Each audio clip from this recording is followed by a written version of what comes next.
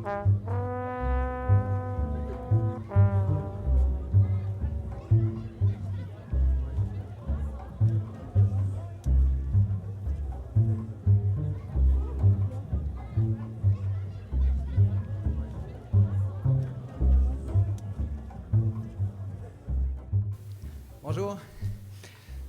Bonjour, bonjour.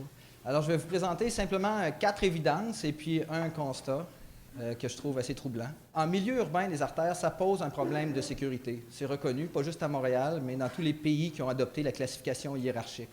La distinction artère-rue locale, c'est pas mauvais en soi, mais en milieu urbain, les artères ne se limitent pas aux automobiles.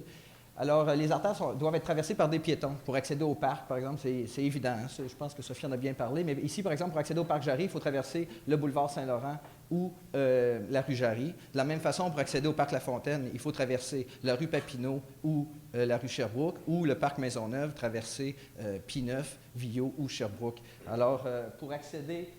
ensuite, il y a les rues commerciales, tu en as déjà parlé. Le problème qui se pose, c'est la mixité des fonctions. Donc, c'est le fait que les artères sont principalement aménagées pour la circulation de transit à haute vitesse. Donc, beaucoup de mesures pour diminuer la congestion, mais qu'il y a des piétons sur ces routes-là. Donc, première évidence qui était déjà mentionnée, il y a aussi des piétons sur les artères. Deuxième évidence, il y a beaucoup de blessés à Montréal, de blessés de la route, et cette carte illustre seulement les endroits où il y a eu des piétons blessés pour lesquels il y a eu une ambulance. Alors, c'est le centre de Montréal. Chaque année, seulement sur l'île de Montréal, il y a environ 1000 ambulances qui vont chercher un piéton là, qui a été frappé.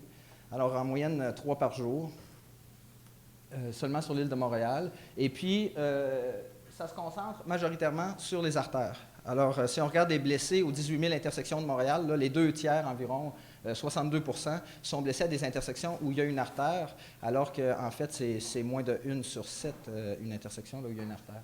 Donc, la majorité des piétons se font blesser sur le réseau artériel, ça va de soi. La majorité des automobilistes aussi.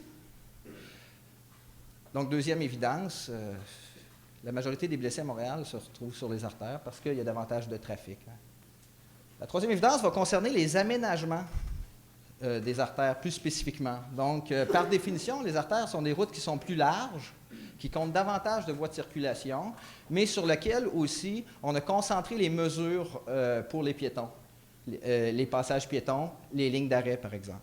À Montréal, il y a environ 40 % des intersections qui ont un passage piéton comme ça, mais le plus souvent, ça se limite à 2 lignes parallèles à un simple marquage.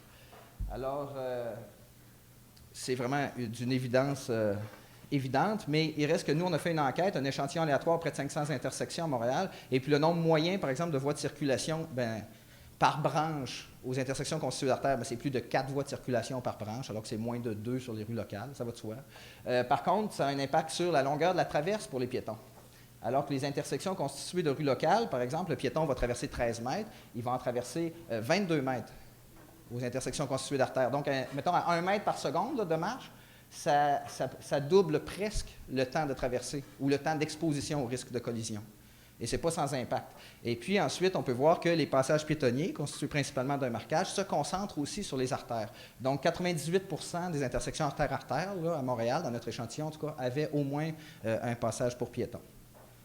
Donc, ma troisième évidence, en fait, c'est ça, c'est que les rues sont plus larges, il y a plus de voies de circulation sur les artères.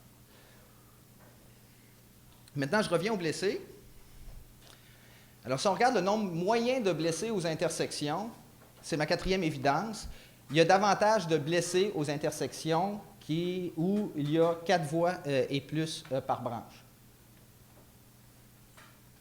Ça va de soi, hein, parce que des intersections où il y a plus de trafic, des intersections où ça roule plus vite, le risque est plus élevé. De la même façon, il y a davantage de piétons blessés aux intersections où la longueur de la traverse piétonne est plus longue. Quatrième évidence, et je termine mes évidences là-dessus, parce que plus c'est long, plus on est exposé au risque de collision. Mais là, je vous présente le résultat qui est problématique, sur lequel je vais conclure, en fait. C'est que quand on regarde où sont blessés les piétons en fonction de la présence ou non d'un passage piéton, c'est qu'il y a beaucoup plus de piétons blessés aux intersections où il y a des passages piétons. Ça ne signifie pas que les passages piétons sont dangereux. Hein? Ça peut signifier qu'ils sont implantés aux endroits où il y a davantage de trafic, aux endroits où il y a davantage de piétons, ou bien qui sont carrément implantés aux endroits où c'est plus dangereux d'emblée, que la ville fait sa job, donc elles implantent des mesures. Mais ce que ça nous dit, pour sûr, moi je suis un médecin de santé publique, c'est que les aménagements pour protéger les piétons sont insuffisants.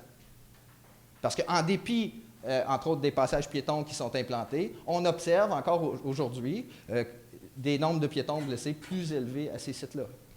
Alors, donc, les deux idées sur lesquelles j'aimerais conclure, qui sont des évidences, je pense, c'est que le risque de blessure est plus élevé sur les artères et que le simple marquage et la signalisation ne suffisent pas à protéger les piétons à ces endroits.